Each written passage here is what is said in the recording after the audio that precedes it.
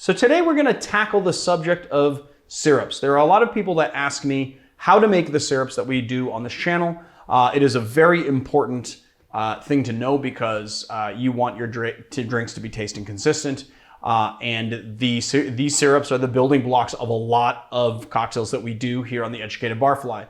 I take for granted that not everyone knows what, like, let's say simple syrup is. Today I got a comment, what is simple syrup?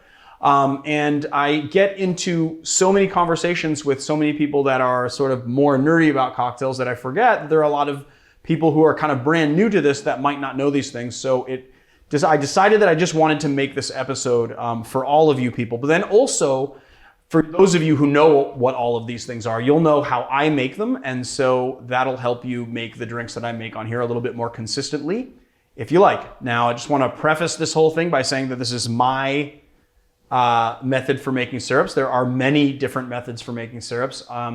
This is not at all like the end all be all of syrups, but this is how I do all my syrups. First thing we're gonna do is simple syrup, and as the name implies, it's pretty gosh darn simple with just 2 ingredients. The thing that you've got to know about this syrup is that it is best to do it by weight. So what we're gonna do is just measure out in equal parts of sugar and water by weight to get our most consistent recipe. The other thing that I want to note about this is that the different styles of sugar you use are going to give you a different result. So when I make simple syrup, I use granulated white cane sugar, okay? That is what's gonna give you kind of the most neutral sweet taste, because that's what you're going for. Simple syrup was developed as a means of being able to combine sugar into cocktails and other things like baking, for instance, rapidly. So back in the 1800s, they would actually just put like a teaspoon of sugar in with lemon juice and a little water and muddle that in. And that is just not a very efficient way of combining sugar. And you do get a lot of kind of residual sugar that doesn't combine. So simple syrup is a solution to that problem. All right, so what we're gonna do is we're just gonna place our measuring cup onto a scale, and then we're just gonna measure out 250 grams of sugar. If you're a hair over or a hair under, doesn't matter. And then we're just gonna add that to a pot. And then we are going to add 250 grams of water. I don't know if you can actually see this, but if you can see the level of water here, you'll notice that when you measure out 250 grams of water and you measure out 250 grams of sugar, it actually equals about 1 cup. So what you're basically doing is 1 cup to 1 cup of water and sugar. And we're just gonna add that to our pot as well. And then we're just going to turn on some heat at a low temperature and begin to stir it. And you literally just combine it like so. So the other thing that's kind of useful to note about simple syrup is that simple syrup comes in 2 varieties. You have 1-to-1 simple syrup, which is like your regular simple, and then you have 2-to-1 simple syrup, which is your rich simple syrup. So now that it's been heated up just a little bit, I'm gonna turn it off heat. We're just going to put it into something that is easier to pour from. And then we're just going to pour it into a bottle. Now, if you want, you can actually sterilize a bottle and it will keep longer. Sugar is a preservative. It will keep for about a month, and when it goes bad, you will actually notice stuff floating in it. But it keeps for quite a bit as long as you refrigerate it. So then we're just going to add it to our bottle. And there you got it, simple syrup. And as it combines more, it's not like fully combined, but as it combines more, it will become completely clear. And there you have your simple syrup.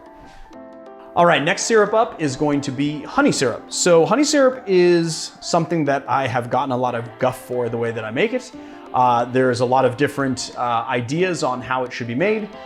Personally, I do a 3-to-1 honey to water ratio to make honey syrup. Now, the reason why we make honey syrup at all is because honey is too viscous and sticky to combine into cocktails. A, it doesn't combine very well in wet ingredients because it's so sticky. And then B, when it hits ice, the ice, the coldness causes it to seize up into like an almost amber. So it's impossible. So it needs to be thinned out with water. Now, I make this 3-to-1 ratio. A lot of people think like, oh, you should make a 1-to-1 ratio. Oh, it's a 2-to-1 ratio. Martin Kate does this, Shannon Mustipher does this. Basically, the only reason why we're adding water at all into this is to thin it out, to make it combinable.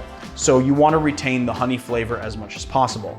I like to use wildflower honey or clover honey. For me, I kind of feel like that's like the neutral honey flavor. So basically all we're gonna do, just real simple, is we're just gonna add in this honey into a measuring cup and just do 1 cup. And then we're gonna take, this is hot water that I've heated up. You wanna use hot water because it's just going to combine much quicker into the honey. And what's nice here is that it's easy to measure out because the honey is so dense that the water is just gonna float right on top of it. So then we're just going to measure that out, 1/3 of a cup. And then we're just going to stir to combine. And as you can, I don't know if you can see this, but if you can, the honey is just like super viscous and very sticky and not quite combining in. And so it takes quite a bit of stirring, of just like stirring it in, but it will eventually combine and make a thinner syrup. So then we're just going to add it to a bottle. And as you can see, it pours a lot more freely now. And there you have your honey syrup. Next one up is ginger syrup. Now, when I used to make ginger syrup, I went through like a whole long process of like using a masticating juicer and peeling all the peel off. And then I learned the Morgenthaler method of making ginger syrup, and it changed my life. And now that's all I use. So Jeffrey Morgenthaler is a bartender up in Portland, Oregon. I think he was a co-owner of Pepe La Moco, and then also Clyde Common, which is the bar that he is at now. Basically on his blog tells this whole story about how he needed ginger syrup and he was in England and he was going to this big deal event and they didn't have any ginger syrup and they didn't make it.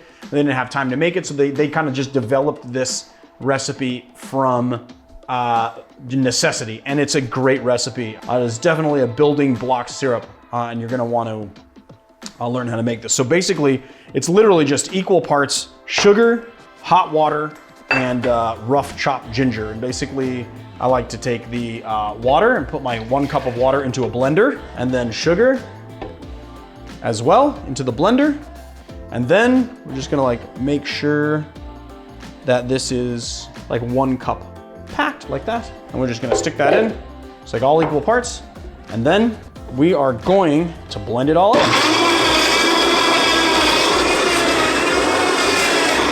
And then you're going to need a super bag, a nut milk bag, a chinoiserie, I think that's called, or I think that's how you pronounce it. You need definitely something more than a double strainer.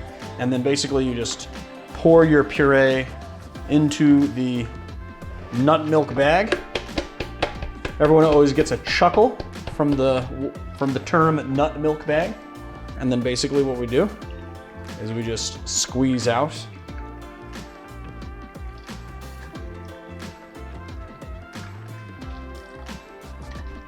there you go. Let's give it an old taster. Make sure that we oh, c'est magnifique! Isn't that how you say that? C'est magnifique. Does leaving the repeal on do anything for the flavor? You know, I honestly can't tell. The thing is that this is so gosh darn ginger forward that like it's kind of hard to tell. You know, and honestly, I can't tell any difference between the way that I used to do it with just the ginger, but also I would do like a 3-to-1 ginger, and now we're just doing like 1-to-1, basically like a 1-to-1 simple syrup and then the equal parts ginger, and it's fantastic. This is what I've been using for months and months on the channel. It is basically the way that I've been doing ginger syrup for a while now. I really enjoy it. I think it's very good. And there you go. You got a full bottle of ginger syrup. All right, so the very last syrup that we're gonna do, one that we use so often, is raspberry syrup. This one is pretty simple. There's 2 different ways to do it. You can do the rapid method or you can do the slow method. I'm gonna show you guys the slow method because the rapid method includes specialized equipment. You need to have an immersion circulator, but you can get it done in 2 hours. If not, you need to let this sit for 24 hours, but pretty simple to make. So basically what we're gonna do is we're going to measure out 75 grams of raspberries. And then what I do is I like to take these and give them like a little crush and put them at the bottom of a mason jar. Crush them up a little bit. Why would you not just put the mason jar on the scale and then crush some, put in. I guess I could do that, but I didn't. 250 grams of simple syrup. Add our simple syrup in, just agitate it a little bit, and then just put that in the refrigerator and let it sit overnight. You can let it sit as much as 24 hours. Now, some of you guys are gonna be like, hey, wait a minute. There's more liquid in that jar. And that's true, there is more liquid in this jar because I actually prepped this last night, so we didn't actually have to wait 24 hours when we were shooting it. Then you wanna have a strainer. And basically what you're gonna do is you're just going to strain out the raspberries and then sort of press it through with your fingers, like so. And then some people are gonna say, that's gross, don't do that with your fingers, but it's all right, because you're at home. But it doesn't matter, as long as your hands are clean, you can do it with your fingers. We're gonna do a second strain because there's still a little bit of seeds and debris inside the raspberries, and you wanna make sure to get them all out. Let's give this guy a little taster. Ooh, yes, very nice. Nice and fresh raspberry-y. So there it is, guys. Your 4 basic cocktail syrups, and these are gonna be the most common ones that you find on this channel. So if you like our channel, please hit like and subscribe. Check us out on Patreon, patreon.com/educatedbarfly. Check out our YouTube memberships, and I guess I'll see you guys on another time.